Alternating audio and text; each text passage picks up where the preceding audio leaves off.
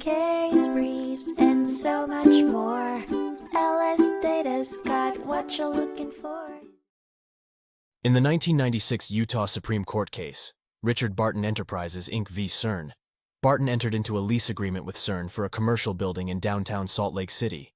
However, Tsern failed to deliver possession of the premises promptly and did not repair the leaky roof or freight elevator, essential for Barton's antiques dealership on the second floor. The trial court awarded Barton rent abatement and repair costs, which ultimately led to Barton exercising an option to purchase the entire building. The Utah Supreme Court ruled that Tsern breached significant obligations in the lease, such as the elevator repair, and therefore, Barton was entitled to a rent reduction equal to the premises value without a functional elevator. Additionally, Tsern owed interest on the purchase price, and the attorney fee award was deemed reasonable. The court affirmed the judgment, emphasizing the importance of clearly stating rent amounts in lease modifications, and upholding tenants' rights to rent payment only when landlords fulfill significant obligations related to the leasing purpose.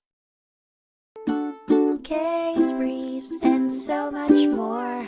LSData's got what you're looking for. Visit lsd.law, elevate your mind, leave the stress of class.